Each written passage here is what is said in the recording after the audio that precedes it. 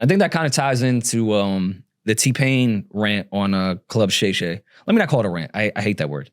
He was talking about Khaled during his Club Shay Shay shit and saying, more or less, I'm paraphrasing, Khaled was my best friend when he needed me for the first 3 fucking albums. And then, then after that, when I got a little colder, I don't hear from Khaled. Mm-hmm. Okay. You know, Teddy Bender ass is one of my favorite of all time. Mm-hmm. I'm not here to even defend this. It's the music industry. Why would you expect Khaled to be your friend? I get like, what you're saying. Maybe it's because I'm so jaded at this point and we've had a similar conversation before. I don't have the expectations of people anymore. Will I look at it kind of funny if we was sitting in the studio for 10 years straight and we brothers this and that and having fun and then all of a sudden you don't call? Yeah, I think that's corny and weird. So that's what he's saying. But I don't like. That's what he's saying. I don't expect it. But that's what he's saying though. Like if we did all of that, we have all of this history together. We probably had some, heart-to-heart conversations, spent a lot of time. Mm-hmm. Families probably know each other to an extent. Like, and then all of a sudden, like, I can't get all we did was win. Yeah, I can't get a return phone call. I can't, if I reached out for something, maybe, I wanted you on a record and I couldn't get that from you. I could understand T-Pain's stance of, fuck DJ Khaled. But the thing I don't understand is, and I've said it and people kill me for saying it, but DJ Khaled is obviously very self-serving. Yeah.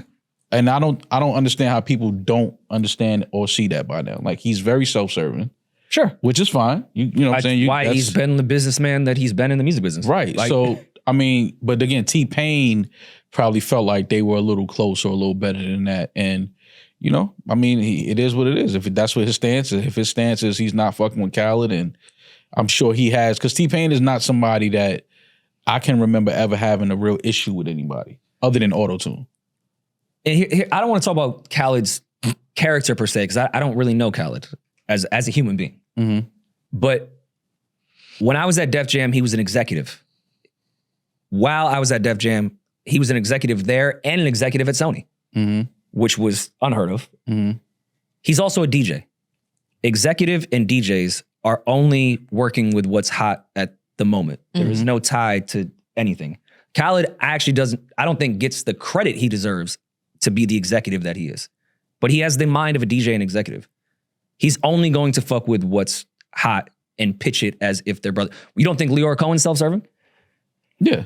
You don't think Lucien Grange is self-serving? Yeah. You don't think Kevin Lyles, who I love, that's why I said is not self-serving like as humans in their personal lives. Like I'm sure with their families, they're amazing people. Yeah. But business, you're talking about. Yeah. Mm-hmm. You have to be successvel. Listen, those companies are net 30, net 60, net 90, not just with paying people, but also with the relationship with that person. Mm-hmm. Andre 3000, you're only as funky as your last cut. I don't owe you shit. But you can't say that because you don't know their personal relationship. Because music is so emotional and you're pouring your life into it. Some people, rightfully so, view it as that. It's not. It's a transaction. Nah, but which is fucked up. I don't abide by that. I'm not one of those people. It's not. For some people, it's not, because you have a lot of artists. I'm not one of those people. No, I know that, but I'm just saying you have a lot of artists and a lot of producers that work together that are very close, that are like family. And I feel like, maybe Khaled, maybe T-Pain felt like that was him and Khaled.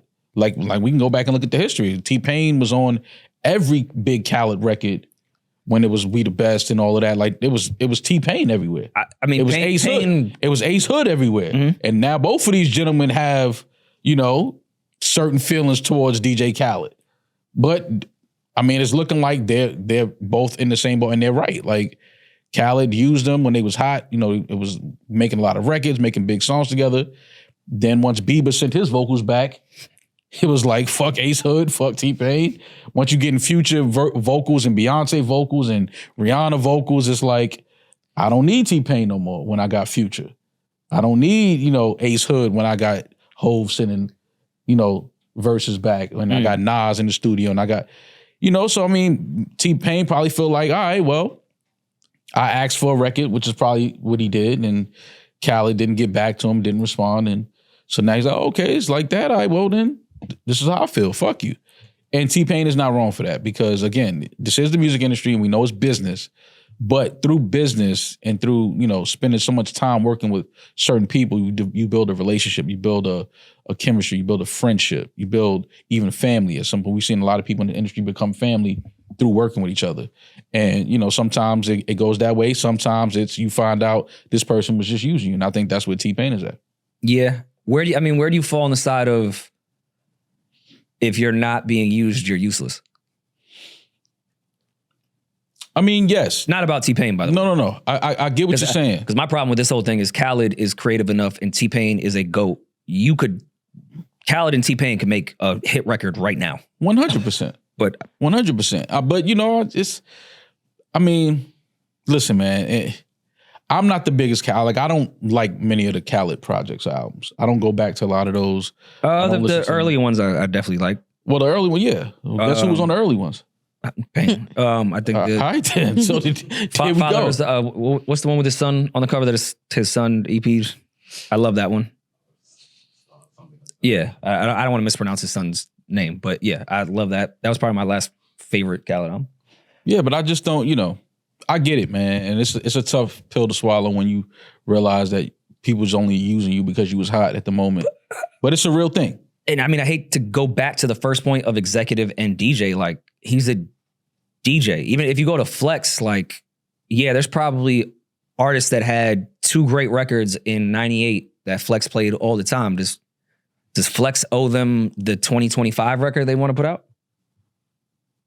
Like, he's a DJ. He just moves on to the next thing. But that's completely different. Like, I'm sure, and I hate to just put Flex in this, even though I'm critical of Flex. I don't want to put something on his character. I'm sure Flex is called Mike Geronimo brother before. And I love Mike Geronimo. Like, I'm just using an example of somebody that had a great record in the 90s. I'm sure Mike has went to Flex after, like, yo, I got this other record, and Flex was moving on to DMX at that time. I'm just playing other shit. So you could do that. Then I could say, do you think that if Papoose ever went to Rest in Peace K Slay with a record, Slay wouldn't have played it? No, wouldn't have happened. Fair. Wouldn't have happened. I'm trying to think, like, with Clue. Nah, because even Clue, Ran is probably one of the best rappers of 2025, 24, 23. But I'm sure when Ran was trying to find a record, Clue played a lot of Ran on the radio. Now that I think about it. So we know DJs play. But he had investment. And I don't know Clue and Ran's actual personal relationship. Mm-hmm. I'm only outside looking in about the entire thing. Clue had an invested stock into A-Team with Hitch and Ransom. Mm-hmm.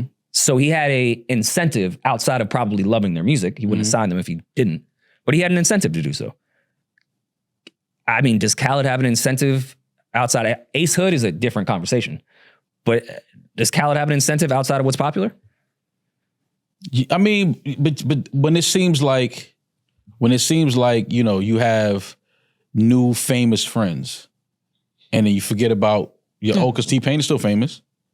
And T-Pain is one of the greatest that's ever existed. And you forget about your old famous friends. That's corny to me.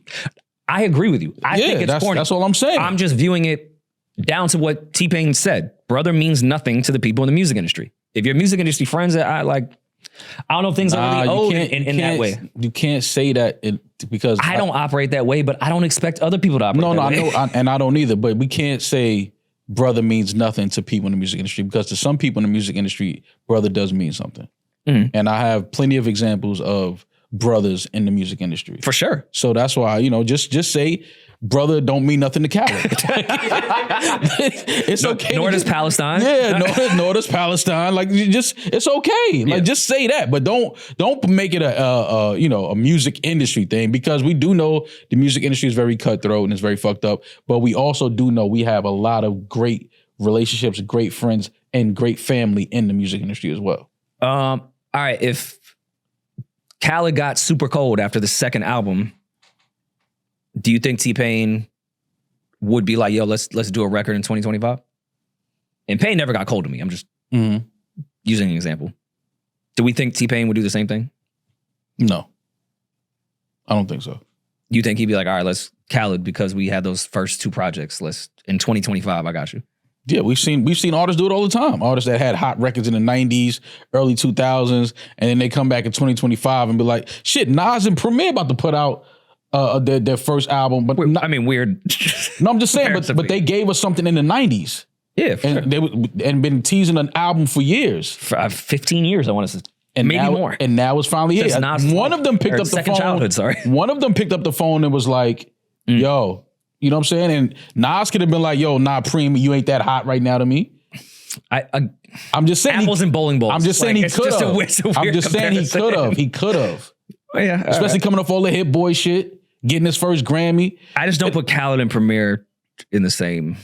No, I'm talking about the relationship. Yeah. I'm talking about people still, holding people to a certain regard, even no matter if they hot, cold, whatever it is. If we made good chemistry together, made good songs, made good music together, I don't care if you're not hot right now. Like, I mean, we made some shit together, and we probably still got some shit in the hard drive that we need to go revisit.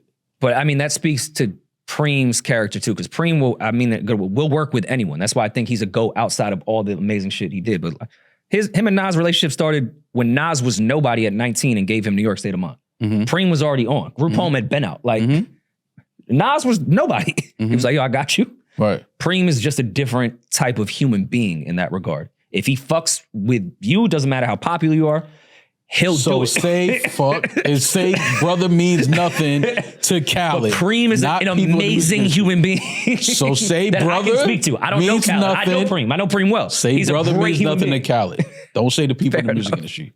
That's all I'm saying. Maul, this is disgusting. I think it's time to upgrade. This is insane. You're right, man. You should upgrade to the iPhone 17 Pro because, believe it or not, it's designed to be the most powerful iPhone ever. Of course, it'd be more powerful than the 16.